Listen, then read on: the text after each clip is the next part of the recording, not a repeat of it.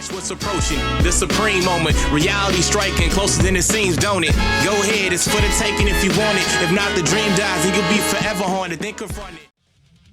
What's good? Welcome back to the channel and thanks for tuning in for another showcase. Today I want to showcase a unit that I have been thinking about showcasing for quite some time and just never really came across the opportunity to do so. So finally today's the day that I am going to be showcasing the free-to-play Extreme Intelligence Final Form Frieza unit. This will be obviously on the Conquest of Terror and not Wicked Bloodline, but Conquest of Terror and Transformation Boost category setup. Of course, a lot of units link up pretty well with this unit on that category, and a lot of good supporting units fall into that as well. So we're going to be going over how this unit performs as a free-to-play standpoint. Again, the max level is 100 for this unit, so potentially a Dokkan Awaken at some point will come across. I mean, to be honest with you, the unit's release date was March 1st of 2016, so it's been quite some time since the unit's been out. Just, you know, the simple fact remains that we're still waiting on a potential TUR state for this unit, but I don't see that happening anytime soon. It's pretty much more or less wishful thinking, but maybe eventually that'll happen. So with that being said, let's go ahead and cover the unit stats and we'll go from there. So leader skill is Intelligence Type HP Attack and Defense increase of 30%. Pretty much an obsolete leader skill at this point. Super attack is also very lackluster. Causes extreme damage to enemy, and that's pretty much it. Passive skill is a high chance of attack increase of 70%. Yeah, so I mean 70% is pretty decent. High chance is good enough, I guess, but the fact that it's not even, you know, guaranteed every rotation is a little bit of a lackluster passive skill, to be honest with you. In terms of links, you've got, I mean, the link skills are pretty good. Prodigies, 10% toward attack. Universe's most malevolent, attack increase of 15%. Shocking speed, Ki +2. Strongest clan in space, Ki +2. And then Formidable, enemy is attack increase of 10%. The other saving grace for this unit or silver lining is the list of categories. So Planet, Namek Saga, Transformation Boost, Wicked Bloodline, Dragon Ball Seekers, Conquest of Terror, and the Diabolical Villain. So a lot of categories and pretty good link sets for this unit. Of course, that kind of comes with the territory with any Frieza unit in the game, honestly. But yeah, you know, at least those are going, you know, at least, you know, the guy has that going for him. In terms of the 100% potential stats, you've got HP of 10,051, attack of 9,870, and defense is 6,882. 12 Ki Multiplier is 130% for this unit. This guy really does need some sort of improvement through a Dokkan Awakening or whatever the case is, because there are a lot of obsolete skill sets built into this card itself. Again, the super attack only has the extreme damage multiplier. That definitely needs to improve to at least a supreme damage capability in terms of, you know, today's age of Dokkan battle. I mean, obviously extreme is not going to cut it unless, you know, maybe if along the lines of like the Tech Super Saiyan Future Gohan unit, that unit has the Kaioken mechanic built in where, you know, with every super attack you can greatly raise attack. But in this case, for this particular unit, it's just simply extreme damage, so that is definitely a little bit lackluster. The passive skill of 70% toward attack is pretty good. Considering how old this unit is, that is actually a pretty good passive skill and somewhat relevant today. I think the only thing that hurts this unit is it's not guaranteed, it's a high chance, so there will be times where you don't see that passive skill activate. So whenever that happens, I mean, it's pretty minimalistic in terms of like the attack stats and damage capabilities for this unit.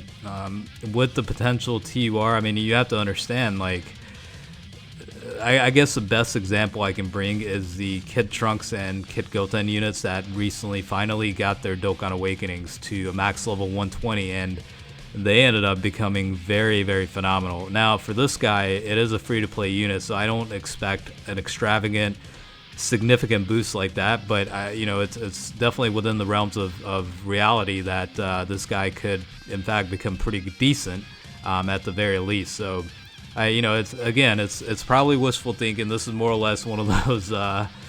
I wouldn't even consider this farmable at this point because you have SSR units that you could easily use to farm, SA for other summonable units. So it is a little bit of a weird situation for this particular unit. I think more or less like it's one of those forgotten type deals where Bandai or the development team simply just don't have the time or care enough about the unit to potentially revisit this guy and potentially give this guy an improvement. At this point, it's one of those free-to-play units that some of you might have farmed, a lot of you probably didn't, and let alone get to 100% potential. But it's definitely a nice little additional piece to the collection. I mean, I do kind of tend to prefer keeping a deck or maintaining a deck with a lot of these types of units where they don't really see the limelight a whole lot, but it's always interesting to test them out occasionally and just to see how they actually do on the settings of like newer Boss Rush or the Battlefield or even like Infinite Dragon Ball History. This guy I think would definitely struggle in that setting. I don't think the unit has neither the firepower or the defensive capabilities to do decent. I think it'll be a severe handicap to any team that you bring on to Infinite Dragon Ball History. And we won't even need to talk about Super Battle Road. That's actually going to hinder your team quite a bit just by bringing this unit alone. So, with that being said, there's definitely opportunities for this unit, but at the end of the day, this is more or less just having fun and just testing out the unit, see how it does. And it's not bad. 670,000 attack stats is certainly pretty decent considering how old this unit is, but I don't think it's necessarily going to cut it in terms of any teams you potentially want to build. That's probably the best way to explain it. I think at the end of the day, at this point, it's most likely a waste of potential orbs.